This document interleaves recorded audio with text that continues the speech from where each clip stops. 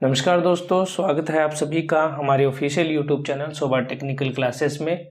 आज के सेशन में हम एमसीक्यूज डिस्कस करेंगे और हमारा टॉपिक रहेगा ट्रांजिस्टर पर जो महत्वपूर्ण सवाल बनते हैं उस पर हम डिस्कस करने वाले हैं। दोस्तों, हम हमारे चैनल पर बेसिक इलेक्ट्रिकल एंड इलेक्ट्रॉनिक्स से रिलेटेड वीडियो पोस्ट करते रहते हैं, तो अगर आप भी इंजीनियरिंग बैकग्राउंड से हैं तो आप चैनल को लाइक शेयर सब्सक्राइब जरूर कर लें, ताकि फ्यूचर में हम जब भी कोई नया वीडियो अपने चैनल पे पोस्ट करें तो आपको नोटिफिकेशन से मिलता रहे। चलिए शुरुआत करते हैं पहले सवाल से।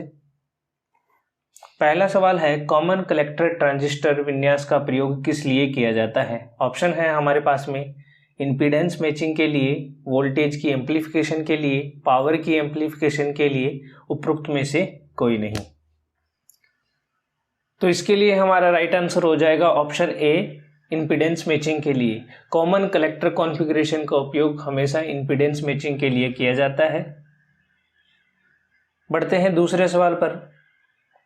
निम्न में से किस विन्यास द्वारा अधिकतम वोल्टेज गेन प्राप्त किया जा सकता है? ऑप्शन है हमारे पास में common collector configuration, common emitter configuration, common base configuration, और फोर्थ ऑप्शन है कॉमन इमीटर और कॉमन बेस कॉन्फ़िगरेशन। तो जिस विन्यास के द्वारा अधिकतम वोल्टेज गेन प्राप्त किया जा सकता है वो कौन सा है? वो है कॉमन बेस कॉन्फ़िगरेशन। तो इसका सही आंसर हो जाएगा ऑप्शन 3, कॉमन बेस। चलते हैं नेक्स्ट सवाल पर। ट्रांजिस्टर बायसिंग के लिए किस प्रकार की वोल्टेज प्रदान की जाती है? यानी कि हम ट्रांजिस्टर को बायस करने के लिए किस प्रकार के वोल्टेज का उपयोग करते हैं? ऑप्शन हमारे पास में है परिवर्तित मान की एसी यानी कि वेरिएबल एसी, दूसरा है परिवर्तित मान की डीसी वोल्टेज वेरिएबल डीसी, तीसरा ऑप्शन है नियत मान की एसी फिक्स्ड एसी वोल्टेज, और फोर्थ ऑप्शन है नियत मान की डीसी वोल्टेज यानी कि फिक्स डीसी वोल्टेज। तो हमें इसमें से बताना है कौन सा ऑप्शन राइट होगा। तो याद रखिए दोस्तों, हमेशा ट्रांजिस्टर की बायसिंग करने के लिए हम फिक्स डीसी वोल्टेज का उपयोग करते हैं। तो इसके लिए जो ऑप्शन 4 है वो राइट आंसर हो जाएगा। बढ़ते हैं अगले सवाल की ओर। क्वेश्चन नंबर 4 है, ट्रांजिस्टर में कलेक्टर धारा नियंत्रित की जाती है। ऑप्शन है हमारे पास में कलेक्टर वोल्टेज के द्वारा, दूसरा ऑप्शन है बेस धारा के द्वारा, तीसरा ऑप्शन है कलेक्टर प्रतिरोध के द्वारा, और फोर्थ ऑप्शन है ये सभी। तो इसके लिए हमारा राइट आंसर कौन सा होगा हमें ये बताना है। तो सबसे पहले दोस्तों मैं आपको बता देता हूं कि ट्रांजिस्टर एक प्रकार की करंट कंट्रोल्ड डिवाइस है, यानी कि ट्रांजिस्टर के लिए जब भी हम बात करेंगे तो हम हमेशा इसमें जो भी कंट्रोलिंग का काम होता है वो ऑलवेज करंट के द्वारा होता है, न कि वोल्टेज के द्वारा। तो इसलिए इसमें जो भी वोल्टेज वाला ऑप्शन होगा वो रॉन्ग हो जाएगा। ट्रांजिस्टर किस प्रकार की डिवाइस है? करंट कंट्रोल्ड डिवाइस है। और ट्रांजिस्टर में जो कलेक्टर धारा होती है वो नियंत्रित की जाती है बेस धारा के द्वारा। ठीक है, कलेक्टर धारा किससे नियंत्रित की जाती है? बेस के द्वारा। तो इसमें यही पूछा गया है कि कलेक्टर धारा किसके द्वारा नियंत्रित की जाती है, तो ऑप्शन हो जाएगा ऑप्शन 2, बेस धारा के द्वारा, बेस करंट के द्वारा। आगे बढ़ते हैं क्वेश्चन नंबर 5 की ओर। क्वेश्चन नंबर 5 है, ट्रांजिस्टर किस रीजन में स्विच के समान कार्य करता है? 4 ऑप्शन हमारे पास में है, एक्टिव रीजन, दूसरा है सैचुरेशन रीजन, तीसरा है कट ऑफ रीजन, या इनमें से कोई नहीं। तो हमें बताना है इनमें से कौन सा ऑप्शन राइट हो जाएगा। तो अगर हम ट्रांजिस्टर के लिए ऑपरेटिंग मोड की अगर हम बात करें तो ट्रांजिस्टर 3 प्रकार के ऑपरेटिंग मोड में काम करता है, जिसमें से एक होता है कट ऑफ रीजन, एक होता है सैचुरेशन रीजन, और एक होता है एक्टिव रीजन। तो इसके लिए राइट आंसर हमारा हो जाएगा ऑप्शन 2, सैचुरेशन रीजन। जब भी हम ट्रांजिस्टर को एज ए स्विच में उपयोग में लेते हैं तो हमें ट्रांजिस्टर को सैचुरेशन रीजन में कनेक्ट करना होता है, यानी कि एक जंक्शन फॉरवर्ड बायस में और दूसरा जंक्शन रिवर्स बायस में, तब हमारा ट्रांजिस्टर सैचुरेशन रीजन में कहलाता है। तो इसके लिए ऑप्शन 2 क्या हो जाएगा? राइट हो जाएगा। आगे बढ़ते हैं क्वेश्चन नंबर 6 की ओर। क्वेश्चन नंबर 6 है, एनपीएन ट्रांजिस्टर पीएनपी की तुलना में अधिक उपयोग किए जाते हैं, इसका मुख्य कारण क्या है? तो हमें कारण बताना है कि क्यों एनपीएन ट्रांजिस्टर है वो पीएनपी की तुलना में ज्यादा उपयोग होते हैं।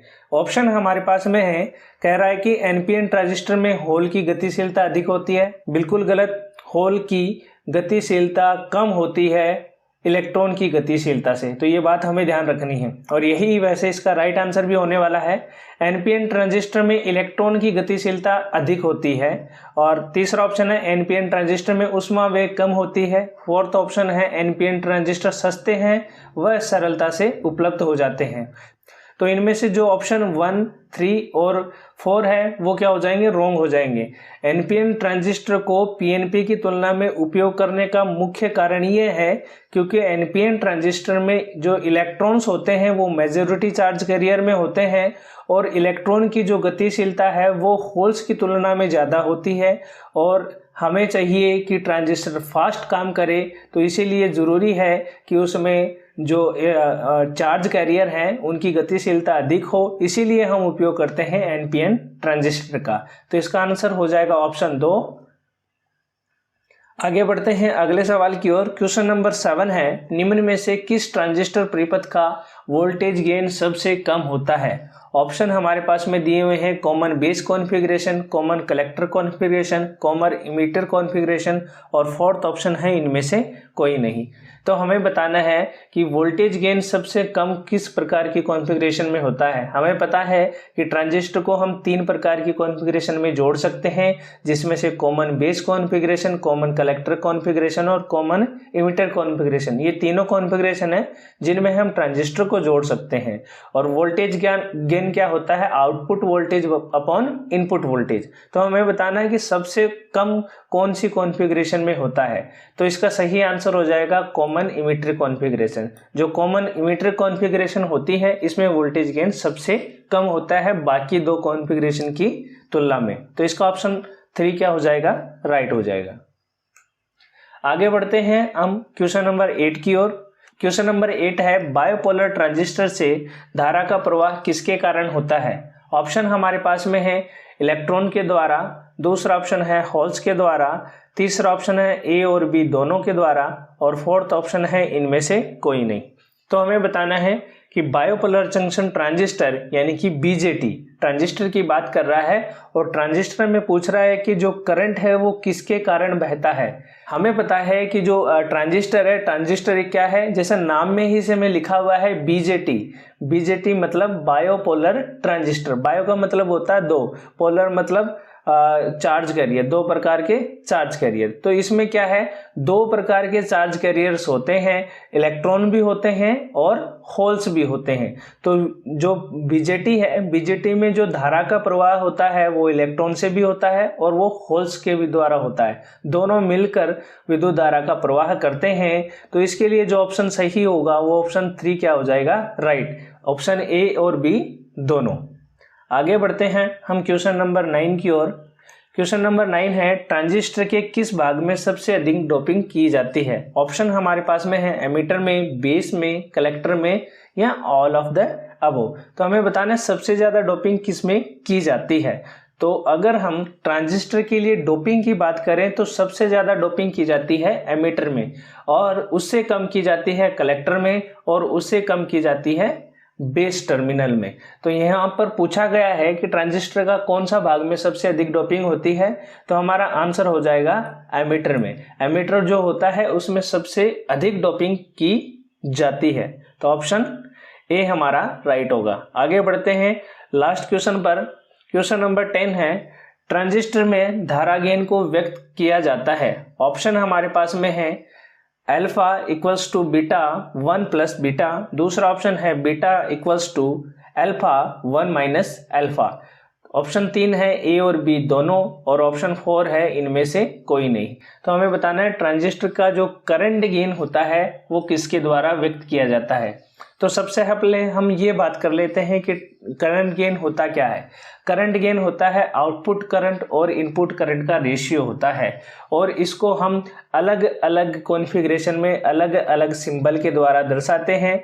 जब हम कॉमन बेस में धारा गेन की बात करते हैं तब ये होता है अल्फा, जब कॉमन इमीटर में की बात करते हैं तब ये होता है बीटा और जब कॉमन कलेक्टर होता है तब हम इसको निरूपित करने के लिए किस सिंबल का उपयोग करते हैं, गामा का।